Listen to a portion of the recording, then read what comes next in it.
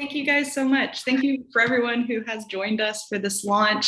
Thank you to LPR for helping me find my story, Where the Dancers Go.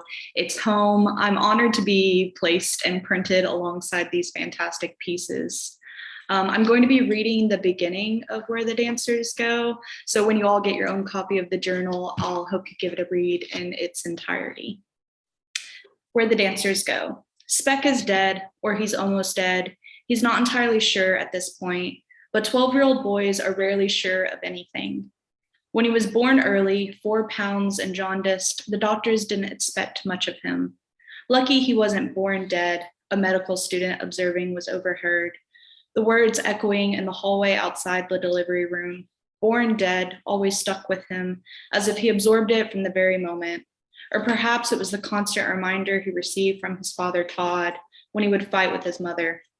When Speck was 6, Todd left, and from that point on, it was just Speck and his mother. It's going to be okay, she said.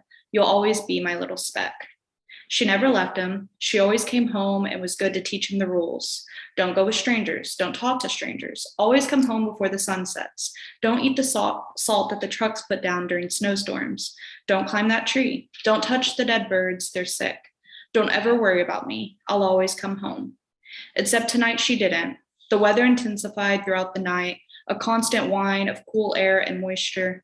When Speck woke, there was snow as far as his eye could see.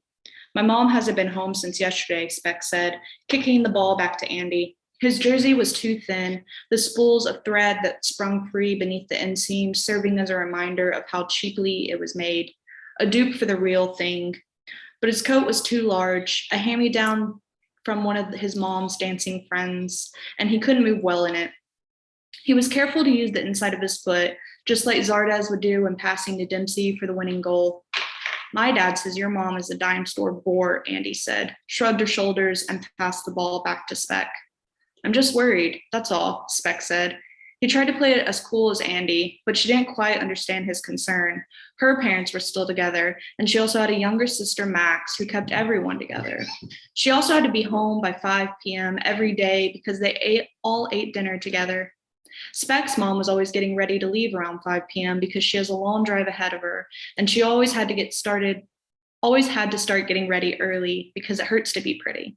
On the nights that Speck's mom went to work, the house smelled warm like Thanksgiving cookies, and her hair seemed to grow in the blink of an eye. I've got to get going pretty soon, Speck. Can't be late for dinner, Andy said, ball tucked safely underneath her arm. I'll walk you, Speck said. They walked side by side down the road, the only road that ran for miles in either direction, one way into their trailer, one way out. Andy lived in a house, not big, but she had her own room, and they had a chain link fence that PETA, their Labrador, ran along and barked at anyone that came within throwing distance. When Speck walked Andy back to her house, he kept her small body tucked between his side and the grass line. Always walk closest to traffic. Be a gentleman and don't let her too close to the street. Hold her hand. Speck and Andy don't hold hands when they walk anymore. They were too old and the sweat between their palms made them uncomfortable, but he always made sure to keep her closest to the grass. Sometimes when they were walking, he imagined one of the giant snowplows veered too close and sent him hurtling to the bottom of the trench. Andy was walking too slow that night, and he wanted to hurry her along. The bottoms of his feet and tips of his toes were cold from the melty, sludgy snow that crept into the soles of his shoes. 15 minutes later, he spotted the yellow panels of her house. You want to stay for dinner, Andy asked, but Speck was already turning to start his walk back. Can't. My mom might be home and she'll worry if I'm not there. He sent a small wave that instructed that he catch her later. The colder months meant that the sun set sooner, and he didn't want his mom to be upset at him. He knew she had been in one of her moods lately. She called them episodes, but they always seemed to happen more frequently when it started to get colder, and they stayed for longer.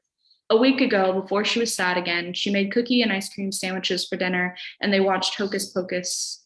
Do you know why I named you Speck? His mom asked after the movie was over. The speck on my eye. It's called Iris Nevis, and it's actually a giant freckle, Speck said, well-versed. No, well, yes, but also because you were my speck of light in a very dark moment, just a little blip. When Speck made it home, the sky was just starting to turn violet. Speck loved being outside, especially the farther he got from Andy's house, as she lived closer to their neighbors. Speck and his mom lived in a single wide trailer that sat on a small piece of land that his mom said she got from her dad when he died. It didn't have a swing set or a soccer goal or a chain link fence, but it was theirs and he loved it. His mom's Toyota Corolla wasn't in the gravel drive when he got home, and his stomach did a weird gurgle followed by a sharp pain. He wished he knew how to cook, wished he could have dinner waiting for his mom when she came home, like a man should. A man is meant to provide, to care for his family. When he dug through the cupboard, Speck found peanut butter, but no bread, and cheese-coated crackers. They needed to go to the grocery store, something that was infinitely easier now that his mom had her car. Used piece of shit, but it was their own, and it beat having to walk 15 minutes past Andy's house even, wait for the 101 bus, and then switch to the 212, just to do it all over again to go home with the grocery haul. His mom was able to buy the car because she picked up extra shifts, saved extra hard, and didn't buy as many new outfits. But Speck thought she still looked beautiful. It's hard to dazzle in forest green when the new girl is sporting emerald. Speck's mom was a dancer, and he imagined she was like the ones on the Christmas special Nutcracker that they played all month of December on Channel 7, which they could easily pick up with the bunny ears. You had to bend them just so, and the left must be slightly shorter than the right, but the picture was crystal. Thank you.